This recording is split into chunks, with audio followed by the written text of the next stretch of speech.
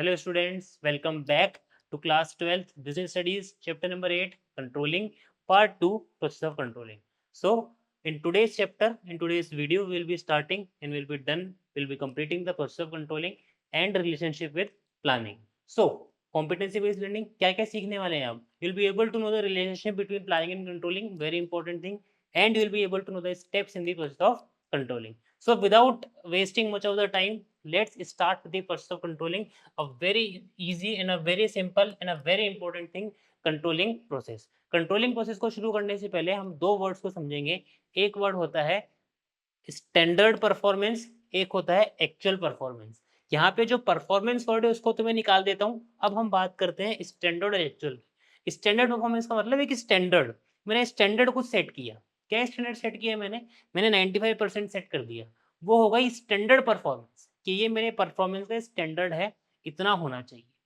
एक है actual performance, actually में कितने नंबर आए, एक्चुअली में 90 नंबर्स ही आए, तो वो होगा एक्चुअल परफॉर्मेंस. तो क्या होगी, एक तो होगी स्टैंडर्ड परफॉर्मेंस. ये कब सेट की गई होगी, ये सेट की गई होगी प्लानिंग के टाइम पे. जब प्लानिंग हुई होगी तब मैंने इसको सेट किया होगा कि ये मेरा स्टैंडर्ड परफॉर्मेंस है. एक्चुअल परफॉर्मेंस कब निकल के आएगी, ये तब निकल के आएगी जब कंट्रोलिंग होगी कि 90% मार्क्स के रिजल्ट कितने. तो दो तरह की परफॉर्मेंस होगी, एक तो स्टैंडर्ड परफॉर्मेंस, ये वो परफॉर्मेंस है जो मैंने सोचा था इतना करेंगे प्लानिंग स्टेज पे. एक है एक्चुअल परफॉर्मेंस, ये वो परफॉर्मेंस है जो आपने कंट्रोलिंग के समय पे करी है. अब आप चेक करेंगे दोनों में कंपैरिजन अच्छा है कि खराब है. अगर स्टैंडर्ड परफॉर्मेंस ज़्यादा है, एक्चुअल परफॉर्मेंस कम है, मतलब 95 सोचा था 90 ही मार्क्स हैं, मतलब डेविएशंस हैं. 90 में सोचा 96 आ गए, बहुत अच्छी बात है, कुछ करने की ज़रूरत नहीं है. तो ये 2 कंडीशंस होगी. देखा जाए तो 3 कंडीशंस होती है. First condition, actual performance is better than standard performance. 95 सोचा 96 आ गई, बहुत ही बढ़िया बात है, कोई दिक्कत नहीं. 95 सोचा 92 आ गए, ये भी कोई बहुत दिक्कत वाली बात नहीं है, 19-20 तो चलता है. 95 को 92 is a good thing, you are in comfortable position. 95 सोचा 85 ही आए, ना then there is a need for controlling. अब आपको डेविएशंस ढूँढने पड़ेंगे, बिकॉज़ डेविएशंस लिमिट के अंदर तो अच्छे हैं, ये बियॉन्ड लिमिट चले गए. चेक करिए सर क्या गलती आ रही है. So first is setting the performance standard. सबसे पहले आप क्या करेंगे, स्टैंडर्ड सेट करेंगे, कितना परफॉर्मेंस होना चाहिए. Then measurement of actual performance, आप एक्चुअल परफॉर्मेंस को मेजर करेंगे कि 95% सोचा था, मार्क्स कितने आए हैं. Third point, comparison. आप कंपेयर करेंगे किस को, फर्स्ट और सेकंड को. Comparison of actual performance with standard, दोनों को कंपेयर करके देख लेंगे. एनालाइजिंग डेविएशन, डेविएशन चेक करेंगे. यहाँ सोचा था मैं 95% मार्क्स लाने, यहाँ 85% मार्क्स आए. यहाँ आपने कंपेयर कर लिया, 95 इज ग्रेटर देन 85. आपने डेविएशन चेक कर लिए, 10 का डेविएशन है. टेकिंग द करेक्टिव एक्शन, आप एक्शन ले लेंगे. यही तो डेफिनेशन थी पार्ट 1 में, कि controlling is a managerial process of setting performance standards, measurement of actual performance, comparison of them, finding deviations and taking the corrective actions. हो गई डेफिनेशन तैयार. और प्रोसेस में भी कोई बहुत सीखने की बात नहीं है. आप तो ये वाला एग्जांपल याद रख लो, कभी नहीं भूलोगे कि सबसे पहले क्या सोचा, 95% सोची मतलब स्टैंडर्ड परफॉर्मेंस. फिर मैंने मेरी परफॉर्मेंस देखी मतलब एक्चुअल परफॉर्मेंस 85. फिर दोनों को कंपेयर किया मतलब कंपेरिजन. मैंने डेविएशन निकाले और करेक्टिव एक्शन ले लिए. डेविएशन नहीं होते तो करेक्टिव एक्शन नहीं होगा, डेविएशन है तो करेक्टिव एक्शन होगा ही होगा. तो छोटी-छोटी बातें जो हमने पढ़ी, चलते हैं आगे.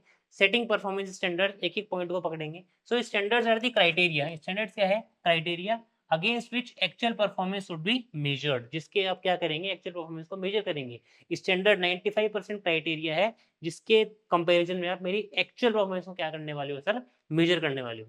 Standard serve as a benchmark which an organisation strives to work. तो स्टैंडर्ड्स क्या है, एक बेंचमार्क है, एक एक स्टैंडर्ड है कि मेरे को ये अचीव करना है, 95 अचीव करना है, 10 लाख अचीव करना है.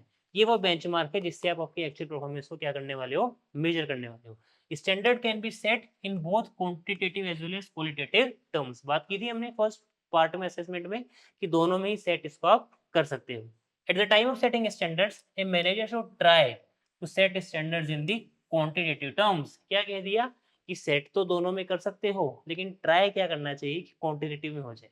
बिकॉज क्वांटिटेटिव में होगा ना सर, आपके लिए कंपैरिजन आसान हो जाएगा, वरना दिक्कत अल्टीमेटली आपको ही आने वाली है. S it make their comparison with actual performance easier. Performance का कंपैरिजन ईजी हो जाएगा, इतनी ही बात है. ऐसा जो कोई दिक्कत नहीं है, क्वालिटेटिव भी हम चेक कर सकते हैं. However when qualitative standard are set, an effort must be made to define them in a manner that would make their measurement easier.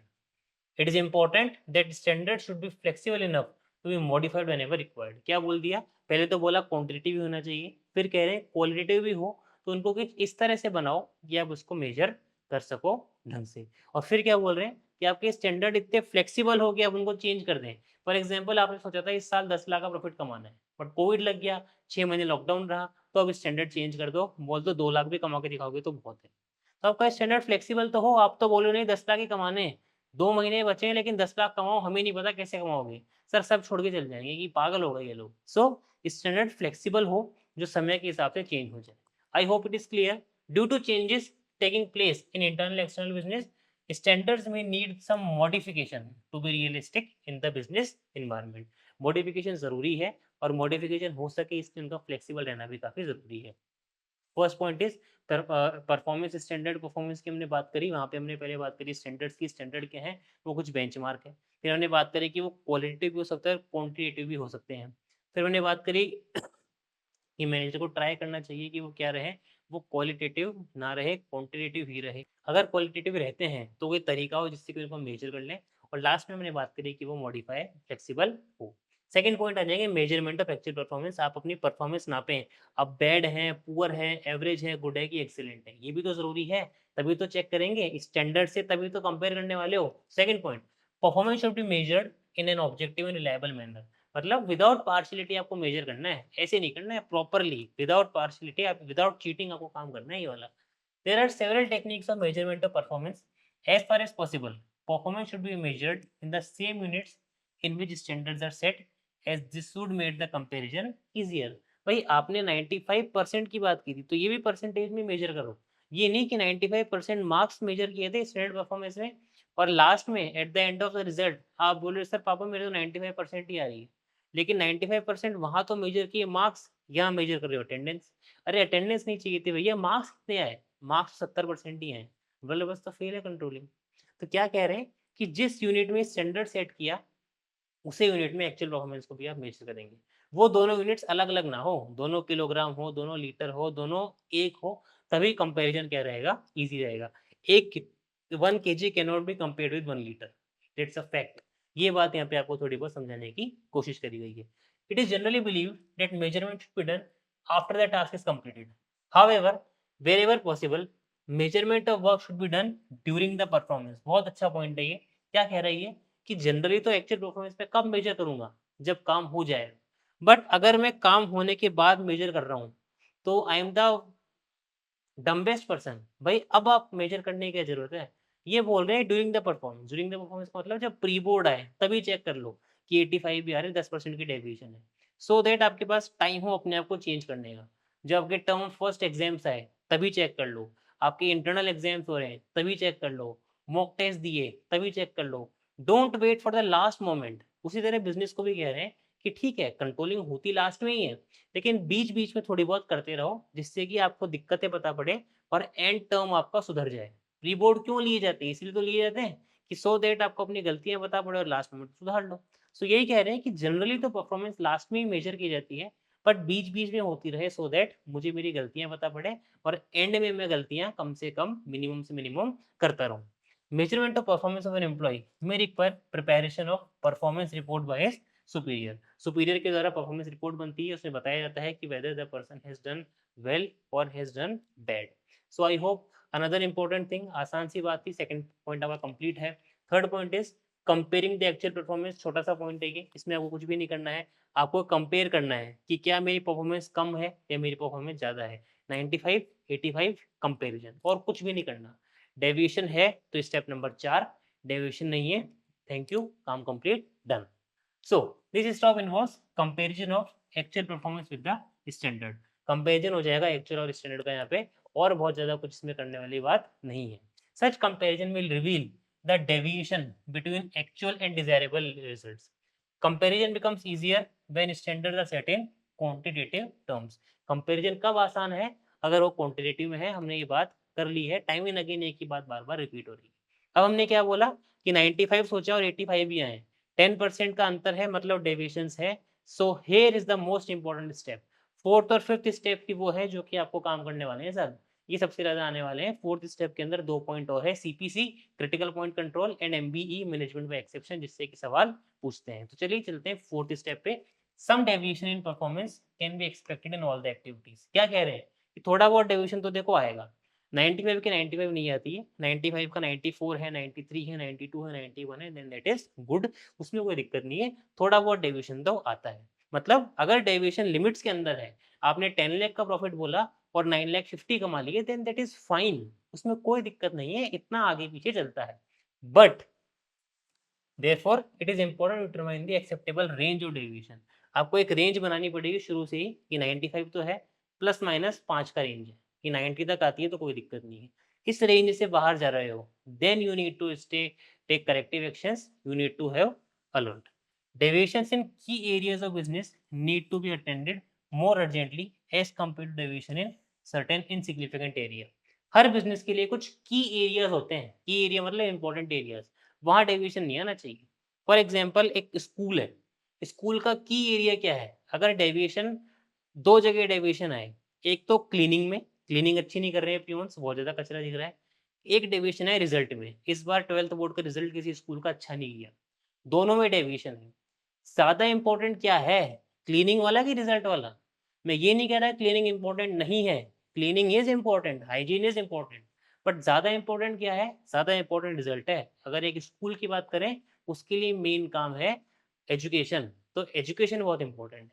Hotel में आ जाओ, होटल में पता पड़ा कि स्पियोन क्लीनिंग अच्छे से नहीं कर रहे हैं, अब वहां पे ये की रिजल्ट एरिया है, वहां वो क्लीनिंग को फोकस करेंगे, स्कूल वाला रिजल्ट को फोकस करेंगे।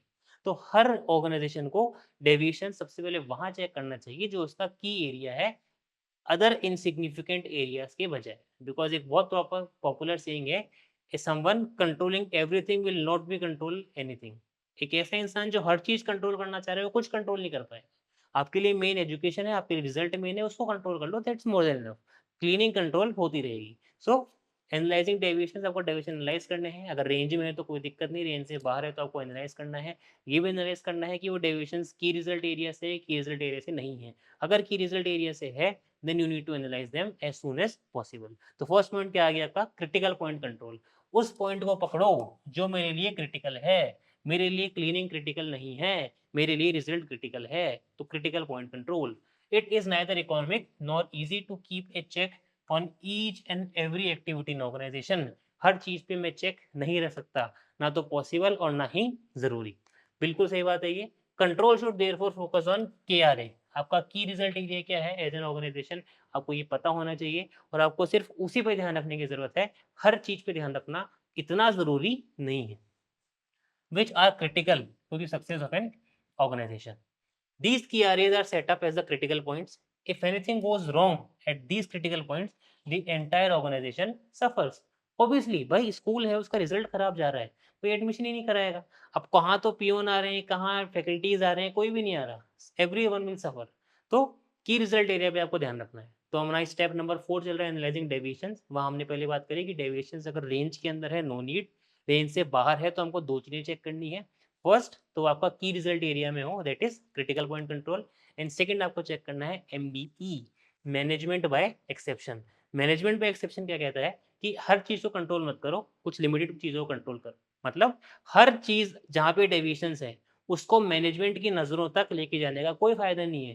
क्लीनिंग नहीं हो रही है, हो जाएगी, कोई इशू नहीं है। हर चीज को कंट्रोल मत करो, एक्सेप्शन कुछ कुछ चीजों को कंट्रोल करो, जो इंपॉर्टेंट है उसको कंट्रोल करो, आपके KRA को कंट्रोल करो, आपका काम बहुत अच्छे से हो जाएगा। So management by exception, which is often referred to as control by exception, is an important principle of management control based on the belief that an attempt to control everything results in the controlling of nothing. हर चीज control करने जाएंगे sir तो कुछ भी control नहीं कर पाएंगे। Thus, only significant deviation which are beyond the permissible limit should be brought into the notice of management। सिर्फ वो ही डेविएशंस मैनेजमेंट के नोटिस में लेके जाओ जो कि मेरे लिए सिग्निफिकेंट है और वो रेंज से बाहर निकल गए। क्लीनिंग में खराबी हो रही है, इतना इंपॉर्टेंट नहीं है, मैनेजमेंट के पास छोटी छोटी चीजों को लेकर मत आप जाइए। So that was the fourth point, the most important point. एक बार वापस से आपको रिवाइज करवा दूं, एनालाइजिंग डेविएशंस। इसमें सबसे पहले हमने बात करी कि डेविएशन अगर परमिसिबल लिमिट के अंदर है, देन कोई दिक्कत वाली बात नहीं है, that is done and dusted, doable है। दूसरी बात, अगर वो उसके बाहर जा रहे हैं, अगर आपके रेंज के बाहर जा रहे हैं तो आपको दो चीज़ें देखनी है। First is critical point control, जो आपके KRA हैं, जो की रिजल्ट एरियाज हैं, उनको ही आपको फोकस करना है, हर चीज़ को फोकस नहीं करना। दूसरी बात, management by exception, top management की नज़रों में सिर्फ उन डेविएशंस को लेकर जाना है जो मेरे लिए क्रिटिकल है, जो मेरे लिए इंपॉर्टेंट है। हर चीज़ अगर आप कंट्रोल करने जाएंगे, you will be able to control nothing. छोटी छोटी बातें। Fifth point, corrective action. देख रहे हैं आप कितनी बढ़िया पिक्चर है ये, कि अब आपको ऐसा एक्शन लेना है जो कि करेक्टिव है। 10% की दिक्कत रह गई तो क्यों रह गई, मुझे इसको जानना है, और ये चीज़ अगली बार ना हो ये भी पता लगाना है। तो ये क्या हो रहा है, मेरा करेक्टिव एक्शन। हो सकता है मेरी एक्सपेक्टेशंस बहुत ज़्यादा थी, ये भी करेक्टिव एक्शन हो सकता है। हो सकता है मैंने लास्ट में मेहनत नहीं करी, मैं लास्ट में एक शादी में लग गया, मैंने पढ़ाई नहीं करी, मैं लास्ट में बीमार हो गया। तो करेक्टिव एक्शन आप किसी भी चीज़ के ऊपर लिया जा सकता है। No corrective action is required when the deviations are within the acceptable limits. 95 सोचा 92 है, कोई एक डेविएशन लेने की नीड नहीं है, आपकी डेविएशंस हमारी रेंज में। हाउएवर, अगर, यदि, किंतु when the deviations go beyond the acceptable range, especially in the important areas, आपके KRA के अंदर अगर ये हो जाता है, especially in the important area, it demands immediate managerial attention so that deviations do not occur again and standards are accomplished. अगर immediate nature में नहीं है ये चीज़ तो दिक्कत होने वाली है। क्या कह रहे हैं कि डेविएशंस लिमिट से बाहर है, और अगर वो KRA के अंदर है, मैनेजर को उस पर तुरंत प्रभाव से काम करना चाहिए, or else the organization as a whole will be suffering.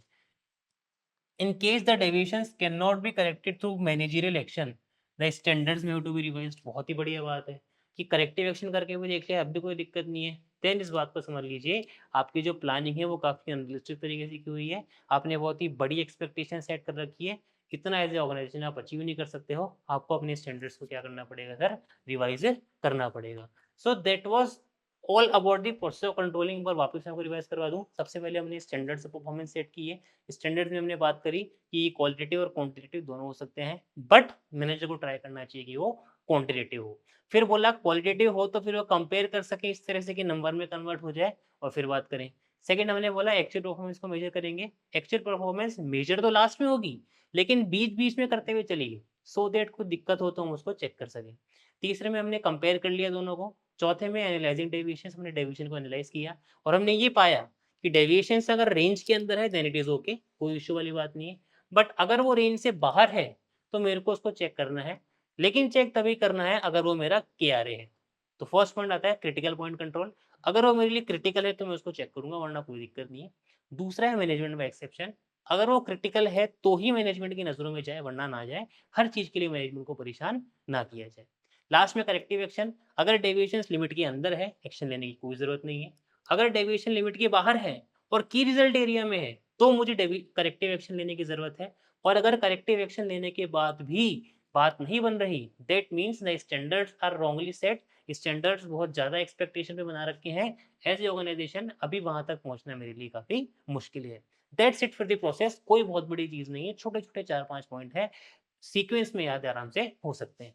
Last point जो बहुत इंपॉर्टेंट है वो है relationship between planning and controlling.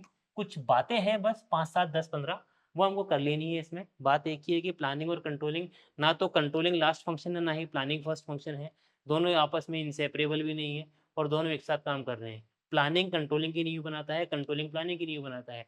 Planning थी 95% की तो मैं कंट्रोल कर पाऊंगा, तो मैं कंपेयर कर पाऊंगा, तो मैं करेक्टिव एक्शन ले पाऊंगा। प्लानिंग ही नहीं करी 95 की तो कैसे कंट्रोलिंग हो जाएगी। On the other hand controlling थी, पता पड़ा 85 भी आए, अगली बार प्लानिंग उस हिसाब से करूंगा। तो both are interrelated to each other, दोनों एक दूसरे से रिलेटेड है, ना वो पहला ना वो आखिरी। बोथ आर कनेक्टिंग डॉट्स, दोनों एक दूसरे से पूरी मैनेजमेंट के साइकिल को कनेक्ट करते हैं। यही बात को हमने 5-10 लाइन के अंदर, 2-5 स्लाइड के अंदर बताने की कोशिश की है। So it is often said that planning is looking ahead while controlling is looking back. However the statement is only partially correct. ठीक है, प्लानिंग आगे देखना है कि मेरे को अगले साल 95 लानी है, कंट्रोलिंग पीछे देखना है कि यार मैंने पढ़ाई नहीं करी। बट ये आधा सत्य है, पूरा सत्य क्या है वो देखते हैं। Plans are prepared for future and based on forecast about future condition, therefore planning involves looking ahead and is called a forward looking function. पता है हमको ये बात कि प्लानिंग आगे देखने की बात करता है तो इसको हम फॉरवर्ड लुकिंग फंक्शन कहते हैं। मैंने इसको पॉइंट्स में तोड़ा है, बहुत बड़ा पैराग्राफ है। ऑन दी कॉन्ट्री, अब कंट्रोलिंग की बात कर रहे हैं। प्लानिंग को तो जस्टिफाई कर दिया कि वो फॉरवर्ड लुकिंग फंक्शन क्यों है, अब कंट्रोलिंग को जस्टिफाई करते हैं। Controlling is like a postmortem, हम पीछे का चेक कर रहे हैं ना, यहाँ पे पोस्टमार्टम कर रहे हैं, postmortem of past activities to find out deviation from the standards. In that sense controlling is a backward looking function. ये मैंने बात कर दी, ये वो फॉरवर्ड क्यों है, वो बैकवर्ड क्यों है, इसको मैंने समझाया अभी और कुछ भी नहीं किया। हाउएवर, अब सुनिए, it should be understood that planning is guided by past experience. भाई मेरे प्लानिंग कैसे बनेगी, पास्ट एक्सपीरियंस से तो बनेगी। मैंने कैसे मन में आ गया 10 लाख का प्रॉफिट अर्न करने की बारी में, क्योंकि मैंने लास्ट ईयर 8 लाख का अर्न किया होगा, तब इस बार मैं 10 लाख की बात भर रहा हूँ। तो मेरे पास से ही तो प्लानिंग बन रहा है इस बार का प्लान, तभी तो मैंने बन रहा है। भाई पिछली बार 1 लाख का ही प्रॉफिट कमाया हो तो मैं आज 10 लाख का बना ही नहीं सकता। लास्ट ईयर 8 कमाए होंगे तो इस साल 10 लाख की एक्सपेक्टेशन है। तो प्लान किससे बात हो रही है, पास्ट एक्सपीरियंस से बात हो रही है। तो प्लानिंग सिर्फ लुकिंग फॉरवर्ड ही थोड़ी है, लुकिंग बैक भी तो है, पीछे का देख के ही तो आगे का प्लान बन रहा है। ये बात यहाँ समझाने की कोशिश कर रहे हैं। And the corrective action is initiated by control function aims to improve the future performance. और कंट्रोलिंग ने जो करेक्टिव एक्शन लिए हैं वो क्यों लिए हैं, ताकि आगे का काम अच्छा हो जाए। भाई करेक्टिव क्यों लिए, ताकि अगली बार प्लान बनाए तब अच्छे से बनाए। तो कंट्रोलिंग भी लुकिंग बैक आ रहा, कंट्रोलिंग भी लुकिंग फॉरवर्ड हो गया। तो प्लानिंग भी पीछे देखता है बिकॉज पहले के हिसाब से आज गोल बनेगा, कंट्रोलिंग भी आगे देखता है क्योंकि करेक्टिव फंक्शन करेक्टिव मेजर लेने से मेरी आगे की परफॉर्मेंस अच्छी होने वाली है। तो both are looking forward and looking back. Thus, planning and controlling are both backward looking and forward looking function. I hope the things are very much clear to you. Planning and controlling are inseparable twins. Inseparable जुड़वा भाई हैं ये management के। These standards of performance which serve as a basis of controlling are provided by planning. कि जो standard पे आप बात कर रहे हो 95 चाहिए 95 चाहिए, कंट्रोलिंग को किसने दी, प्लानिंग ने तो लाके दी है। तो दे आर इंसेपरेबल ट्विन्स। अब देखिए किस तरह बन रहा है, प्लानिंग से एक्शन मिला, कंट्रोलिंग से एक्शन मिला और दोनों आपस में एक दूसरे से लुकिंग फॉरवर्ड लुकिंग बैकवर्ड आपका हो रहा है। तो एक ही बात को बार बार पकड़ के बता रहे हैं कि दोनों एक तरह के फंक्शन है, कोई बहुत ज़्यादा टिपिकल बात नहीं है, ये बहुत आसान सा टॉपिक है, बस इससे सवाल आ जाते हैं आपके। Once a plan become operational, controlling is necessary to monitor the progress, measure it, discover deviations and initiate corrective actions to ensure that event conforms to plan. यही बता रहे हैं कि प्लान चालू होने के बाद प्लान को इफेक्टिवली अचीव करने का काम किसका है, कंट्रोलिंग का ही तो है। वही तो परफॉर्मेंस को एनालाइज कर रहा है, वही तो कंपैरिजन कर रहा है, वही तो डेविएशन कर रहा है। तो only planning is not doing nothing, controlling भी साथ साथ काम कर रहा है। Thus, planning without controlling is meaningless. Similarly, controlling is blind without planning. If the standards are not set in advance, managers have nothing to control. वही बात आ रही बार बार, स्टैंडर्ड सेट नहीं होंगे तो मैनेजर कंट्रोल ही क्या करेंगे। Planning is basically an intellectual process. Planning intellectual process है बिकॉज इंटेलेक्ट दिमाग से आपको सोचना है। It involves thinking, articulation and analysis to discover and prescribe an appropriate course of action for achieving objectives. थोड़ी सी लैंग्वेज इस पैराग्राफ की टफ है, इस पूरे टॉपिक की टफ है, बाकी बात एक ही कर रहे हैं अलग अलग वर्ड्स के अंदर। Controlling on the other hand check whether decision have been translated into desired action. Planning is as prescriptive, वो प्रिस्क्रिप्शन देता है प्लानिंग। कंट्रोलिंग इज इवेल्युएटिव, वो इवेल्युएट करता है कि हम कहाँ पर खड़े हैं। Thus, planning and controlling are interrelated and in fact reinforce each other in the sense that, अब ये इंपॉर्टेंट बातें दोनों ध्यान से पढ़ना। Planning is based on the fact that make controlling easier and controlling improves future planning by providing information derived from the past experience. Planning क्या करता है, प्लानिंग कंट्रोलिंग को आसान बनाता है और कंट्रोलिंग क्या करती है, अगली बार काम दिक्कत ना हो इसलिए करेक्टिव एक्शन आपको देके तैयार रखता है। So this is the relationship between planning and controlling. एक बहुत ही छोटी सी हमने प्यारी सी रिलेशनशिप पढ़ ली है कि दोनों आपस में जुड़े हुए हैं, वो फर्स्ट नहीं है वो लास्ट नहीं है, उसके कारण अगली बार चालू हो रही है, उसके कारण कंट्रोलिंग हो पा रही है। तो both are forward looking and both are backward looking functions. इतनी सी बात आपको ध्यान रखनी है, बहुत कोई टिपिकल टॉपिक नहीं है, आपको थोड़ी बहुत बातें करके आनी है बस। So what are the learning outcomes to describe the relationship between planning and controlling. हमने रिलेशनशिप को डिस्क्राइब कर लिया and we have explain the steps of the process of controlling. हमने स्टेप्स भी यहाँ पे चेक कर लिए। तो चलिए जल्दी से असेसमेंट पे चले। Dash are critical to the success of organization. बढ़िया क्वेश्चन। गोल्स, ऑब्जेक्टिव्स, केआरएस और प्लान्स। गोल भी क्रिटिकल होते हैं, ऑब्जेक्टिव भी क्रिटिकल होते हैं, लेकिन गोल और ऑब्जेक्टिव अगर साथ आ जाए इट मीन्स ऑप्शन कोई तीसरा ही है, बिकॉज दोनों एक साथ तो कभी आएंगे नहीं, ये होगा नहीं। अब प्लान हो सकता है बट प्लान से बड़ा तो क्या लग रहा है मेरे को, केआरए लग रहा है। तो केआरए की result areas are critical to the success of the organization. A manager who wishes to control everything ends up controlling nothing. सही बात है, ये गलत है? सही है, पढ़ा था हमने। This is a true point, बिल्कुल सही बात है, आसान सा question. Controlling is a backward looking function only. क्या सिर्फ बैकवर्ड है क्या? No sir, false. It is both backward and forward looking. यही तो रामायण कर रहे थे अभी देर से, था ही क्या नहीं तो इस चैप्टर में। So that's it for this chapter. हमने पहले प्रोसेस पढ़ा, हमने रिलेशनशिप पढ़ी, हमने उसको रिवाइज किया। With this your part 1 of BST is ended up, bind up हो चुका है, काम कंप्लीट है आपका बच्चों, पार्ट 1 डन है। जब भी मिलते हैं पार्ट 2 स्टार्ट करेंगे। आज के लिए इतना ही बच्चों, thank you and all the best.